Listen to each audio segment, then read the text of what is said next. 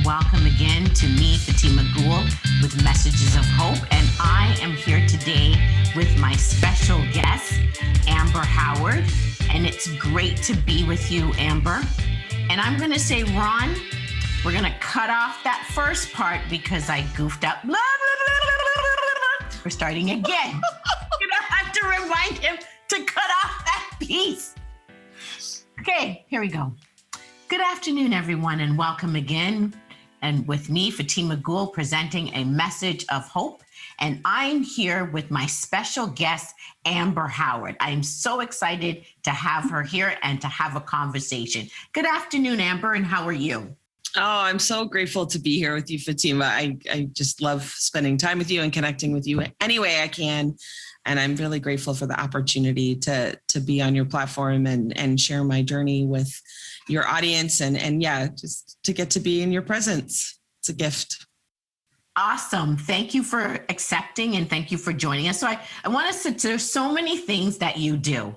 Like if I think of Amber, I think every week it seems, it may not be like that. She's up to something new and wonderful for people. So tell us a little bit about yourself and tell us about your business.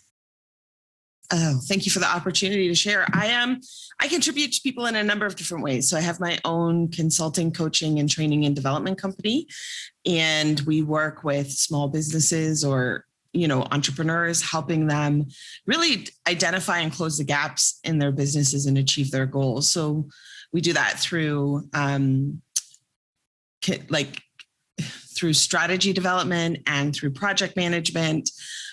We do that through leadership assessments, lots of different, I could sit here but basically everything I do is some form of helping people create a new future to live into, and then identify and understand where they are today. And then what are the gaps? What's in the way? What's missing between where I am today and where I want to get to in the future? And then helping people create and implement those solutions. So I also have a podcast called What Would Amber Do? And Fatima was my second guest on the show. And that's been going since October. And so funny. I'm a performance and executive coach. So I coach people around their leadership and really I have a commitment that people get to live a created life. And I have a commitment that people not ever feel or have the experience of being stuck anywhere in life.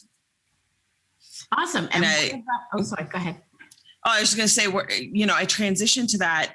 I spent 20 years in the corporate world. So kind of like yourself, Fatima, working for different corporations in the not-for-profit and for-profit sectors. And in 2017, I started going out on my own. So I started my own company then and taking on my own clients. Anything else you want us to tell us about yourself? I know you're a mom. I am a mom. I have 3 incredible kids, Kayla, Matthew, and Keegan. And I'm originally from New Zealand. So I came to Canada when I was 10. So I'm an immigrant as well. And I love people. I guess my journey, it's funny, you asked that question, what's my journey to get to today? And it's really a journey of love. It's a journey of loving other people. And then it's also a journey of falling in love with myself. The big part of my journey, especially over the last 5 years, is learning to love myself as much as I've loved others. And since 2019, it's really been a journey of faith and rediscovering my spirituality and really re-engaging and being in the inquiry of what does faith mean to me as an adult, not conversations about spirituality and faith that I had as a child. That's good. So now I know you talked about faith and what does faith mean to you, but we also want to know, what does having hope mean to you?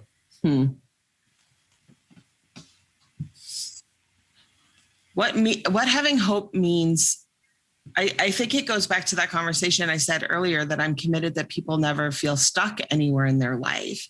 And hope means that you're never stuck. Because if there's hope, I love your way of putting it, hope for anyone at any age, at any time. It's like, then no matter what the circumstances you're dealing with, no matter how challenging that they may seem in a moment,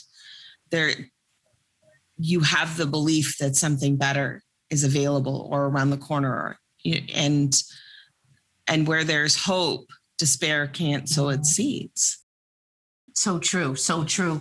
And inside of my rebranding myself, you are the perfect person from that target market as a solo parent. And Mm. inside of being a solo parent, inside of that, and knowing that you have three kids, and I'm not sure how long you've been a solo parent, but do you find that hope has to come in there and seep its way in there as you as a mom? Hmm.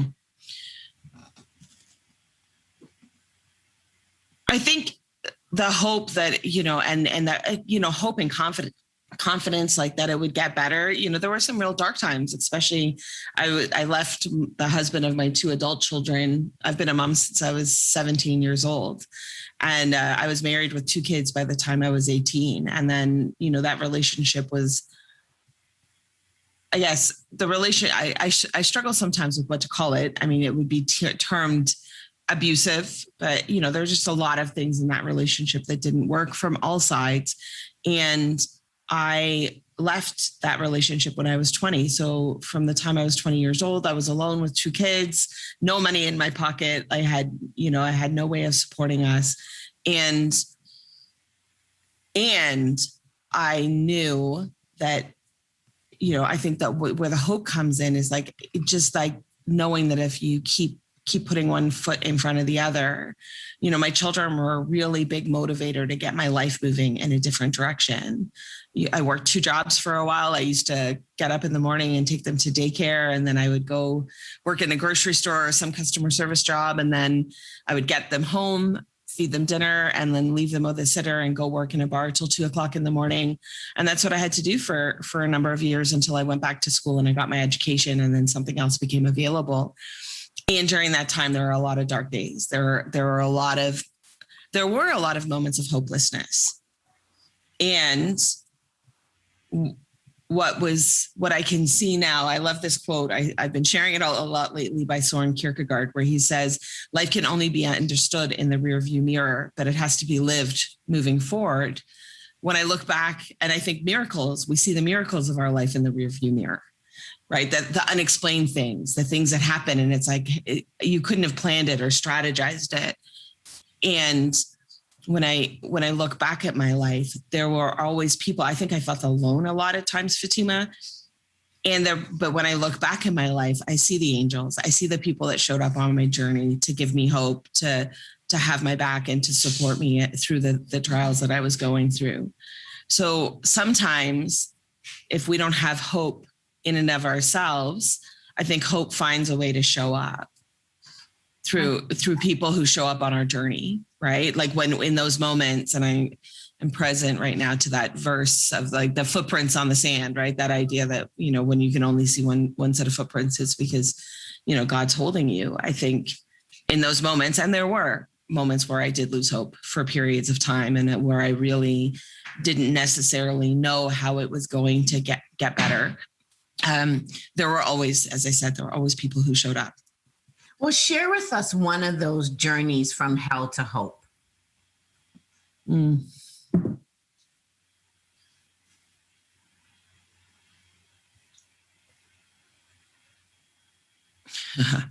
So I guess around the time that I was 20, I left my husband, and I was living at home with, he left when the marriage broke down, he left.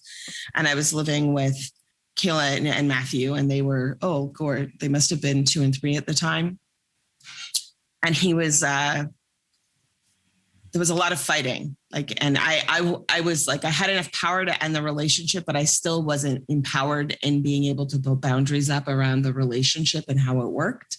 And he was a fair, my ex-husband. And I just want to be clear. I always say this when I talk about this relationship, because, this is all from my lived experience. He's got a great, he's got a relationship with his kids. I have nothing going on. It's all forgiven. It's all in the past. And I'm sharing from my lived experience, and not in any way to diminish him. We all have our journeys, and we all have the things that we've gone through. But he used to show up a lot, and there would be yelling and screaming. And part of the reason I ended the relationship was to not have that be around my children. And so I ended up moving out and moving into the neighborhood, into a friend's house, because I was like, I didn't see any other way. Sometimes you don't see another way possible. And so I would come in every day. I was taking care of the kids during the day when he was at work. And then I had a part-time job at night, but I was just hopeless. I didn't see a way to be able to make enough money to be able to get my own place so I could get my children back. And there was just a lot of things happening in my life at that time that weren't working. And I remember I was like on Parliament Street in Cabbagetown. That's where I lived at the time. And I literally almost stepped out in front of a Mack truck. And it was like 21 years old, 2 kids. Like I just was like, my kids would be better off without me. Like because I just did not see how to have things go any other way than they were going at the time. And at the last minute, I stepped back and I was like, you know what? Like, this just can't, like, something's got to change. Like, it can't keep going this way. And so I ended up taking off. I left for a couple of months and went out to Scarborough and stayed with a childhood friend of mine she was actually my maid of honor. And she's someone who's like been really influential and special in my life. And I just went out and I took some time to heal, and I took some time to locate my power, and I took some time to just deal with myself emotionally. And I would come back and I would visit the kids once a week and just to keep that connectedness. And after that, when I did come back, I moved back into the house and things shifted and changed from that point on. But that was I wouldn't say it's the first time in my life I was suicidal, but it was like the first time I dealt with like suicidal ideation was as a teenager. But again, that's what I say, like, even in those moments where we can't see any other way out, if we I think this is what I know now from my training in resilience, it's like pausing, stopping the action, right? And giving yourself time, your brain to get out of flight and fright mode and just be able to give yourself time to think. And that was a real turning point, I think, in my relationship, in my ability to use my voice and my ability to speak what I needed and what was important to me. And now I think about it now, Fatima, I'm like, my God, I was like 21 years old, like dealing with all of that, right? Like at the time it was just my world. At the time it was just my life. Like that was like what I knew. But now I think about for a 21-year-old, sorry to cut you. That's a lot. Yeah. If we look at our kids at 21, do you think that they probably have it in them because you have it in your DNA. So they probably have it in their DNA. But when you look at them 21 years old, do you see Kayla or Matthew married with 2-3 kids at 21 years old? Do you see that? No. No. And on top of that, it was like my mom's like, I was on the board of directors at the housing co-op I lived in. I was like taking care of all of these other people and being, I was doing community development before I even knew what that word was, solving all of the world's problems so I could avoid my own. My mom's mental health, issues that we were dealing with as a family. Like I just look back at it now and I was just like, it sometimes feels like a different life. Mm-hmm. So when I'm hearing you talk, like one of the questions I ask people is like, what did you learn on that journey? And from what I'm hearing you say, I hear you say you've learned like resilience. You've learned to love yourself. You've learned to stop and then put yourself first. And what else have you learned out of that journey from hell to hope that's bring you here to where we see you today? Well, it's interesting because I think it's like an ongoing journey of discovery. And I know that you and I kind of share that in common, Fatima. Like, we both there's nowhere to get to with any of it. There's just ongoing opportunities to keep growing and expanding in all areas of my life. But one of the biggest things that I've learned to do is ask for help. So I just and this is an ongoing expansion for me. I would say I've got some baby legs with this one. It was only in January of 2021 this year that I had a hidden belief that my asking for help was shameful. And so I can see now, like, again, looking in the rearview mirror, I made things a lot harder than they needed to be because I had a lot of conversations with myself. And for anyone listening, about what was appropriate or inappropriate. It's like I made my bed, so I've got to clean it up, like that very masculine, protecting and providing, got to be strong, can't show weakness, all of that. And And I just made my life a lot harder than it needed to be. And I don't say that from a point of like, I don't make myself wrong. I really believe I did the best I could with what I understood and with my level of awareness at the time. And Amber today would do things a lot differently. And she would put her do. Well, she put her hand up and she'd say, like she would leverage community. Yeah. She would, she would share what she was dealing with people and allow other people. I remember a while ago, when I started asking my community for help and for support and just sharing the things that I wanted to create with them, the response I got from people was just like, thank you. Like, you've been contributing to us for so long. Like, thank you for the opportunity to give back. And I really just got like, when we have relationships that are not reciprocal, or the giving and receiving is not, it doesn't have to be equal all of the time, but balanced over the entirety of the relationship, then it just doesn't, it's not as rich. The relationship isn't as rich and fruitful as it could be when there's balance in the giving and receiving between people. That's nice. When there's balance in the giving and receiving between people, that is such a good quote right there. And then I really want for the single professional or solo parents who's listening to this, really to hear your story. And another thing that I didn't know we had in common was we both lived in Cabbagetown. I lived at Sherbourne and Bloor for the longest time when I first came to Canada. So I know exactly where you're talking about in Cabbagetown on Parliament Street. That used to be my stomping grounds. And then, inside of your sharing today, which is so rich, which is so powerful, there's so many nuggets for people, especially single parents out there who are doing it alone. Like, one of the things I hear you say is that you've learned from this journey is to ask for help. To definitely ask for help. You don't have to do it on your own. We can go back to that saying it takes a village, and it does take a village. I mean, you needed a village at 21 years old because you were yet a young kid yourself, taking on grown responsibility. Yeah. So kudos to you, and that God had you in the palm of his hands. So now I want to fast forward to today, and I want to know from you, what are you doing to promote hope in the world? I'll just say one more. I'll say one more thing to your last question, Fatima, because I think it's really important, especially for single parents out there. It's like when you say this all the time, and I quote you often with people. It's like, you got to fill your bucket up first.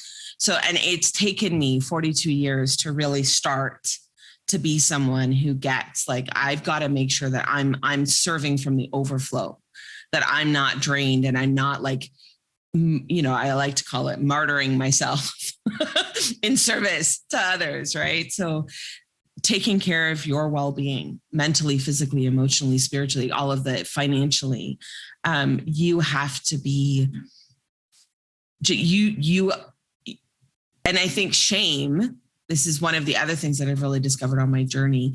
Shame is what has us be unworthy of filling up our bucket first. And for me, for a lot of my life, I sought to prove and validate myself, and because it was like always feeling like not good enough, like there's something that I have to repay, like almost like penance for the mistakes of my past. But it's shame is what has us feel like we don't deserve to fill our cups up first. And I say that's not true. And so, no, go ahead. Sorry.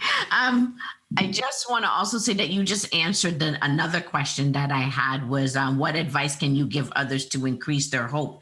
Like you said, you give from your overflow, fill up your cup first, and that will definitely give people hope. So thank you for answering that question. It's a conversation, and it ebbs and flows, and, you tend to answer questions inside of the questions. And so now we're going to take it right back to, what are you doing to promote hope specifically? I know, because you've said a lot, and there's a lot that you do. If you could pinpoint something that, this is what I do, Amber Howard does to promote hope in the world. Yeah, I think part of it, like right now, is like the podcast and promoting hope through giving a platform to an amazing entrepreneurs and other people. The show's going to shift a little bit because it's going to go beyond just entrepreneurs to kind of anyone who's out in the world making a difference and giving them a platform to share what they're up to and share their advice and their guidance on what's worked for them in terms of creating success and happiness. I have a group for people who are leaders and taking on leadership in their life and really getting that leadership is not a title bestowed by someone else, but like leadership is about ways of being and acting, and that each of us has an opportunity to be leaders in our own lives. And so I'm really committed to that. And I'm getting ready. This year, my commitment is to be on TEDx to talk about, where people will sell out on what they want in life in order to be, to experience love, connection, and belonging. And so sharing that message and getting that message out there that, you can have what you want in life. It's not selfish to have what you want in life. In fact, when we all follow our hearts, and fulfill on why we were uniquely created, there's abundance that gets created for everyone inside of that. So, there's some other stuff in the works. I'm writing a book on success and happiness, but just really growing the audience of which I can contribute to so that I can have more and more conversations with people about this idea that we're never stuck with any circumstances, and helping people get the awareness and the tools and the skills to be able to live a truly created life of their own design. And inside of living a created life of people's own design that can give them hope, I want you to look straight into the camera and tell us what is about 2 things that somebody can, because you're a reservoir of great information, but if you could narrow it down, look straight in the camera and say, here are 2 action steps that you could take right now, what would they be? Yeah, well, the first thing I would say is take the time, gift yourself the time to actually inquire into what is it that you authentically want. Not, get a pen and paper, go find your favorite place in the world, whether it's by water or, wherever it is, take your favorite beverage and just sit down and allow yourself the quiet and the time to look inside your own heart and see what is it that I really want in different areas of your life. And the second thing, and part of it is do an assessment of your life. Look at 8 different, there's a lot of different ways of looking at life. The one that I typically use is 8 dimensions. So, your intellectual life, your spiritual life, your financial life, your occupation, social life, physical life, your environment, all of these different aspects. And do the hard looking, authentically look. How satisfied are you on a scale of 1 to 10 in each of those areas of your life? And there's nothing wrong with whatever your answer is. It's not that if all your answer is there are 1 out of 10. Okay, great. Now well, what would it look like? What would it look like to have a 10 out of 10 in any of those areas of your life? And then beyond that, ask for help in creating, whatever goal you create. Everyone should always have a goal. That's just my human beings. It's how we grow and expand. So if you don't have goals, get in communication. Fatima, me, this is what we do. This is we love nothing better than to help people create goals in their life and support them with achieving them. So just ask for help and get support in actually taking steps. And it's like Martin Luther King says, right? 1 step, you don't have to know the whole staircase, just 1 step in front of the other. Awesome. That is great advice, Amber. It is so good to have you on here sharing yourself, sharing your hopes, sharing your dreams, sharing your journey as a single mom and, putting yourself through school, taking that time that you need to regroup and then come back and be this amazing mom to your children. You've got 3 of them, 3 beautiful children. You're an educated woman. You're powerful. You're beautiful. You're successful. And, we can just look in the camera and say, if you, Amber, can do it, you out there can do it too. We all can do it. We all 100%. Any last words that you want to say to the audience? The biggest thing that I've learned on my journey around my love story is that the more I fall in love with myself, the greater my capacity is to love others. So it's like, just start wherever you're at on that journey, right? Wherever you're at on that journey of self-love and self-acceptance, just whether you're right at the beginning and you've got a lot of shame and whatever, like this is not a personal thing. This is a human thing. We all deal with this wherever we deal with it.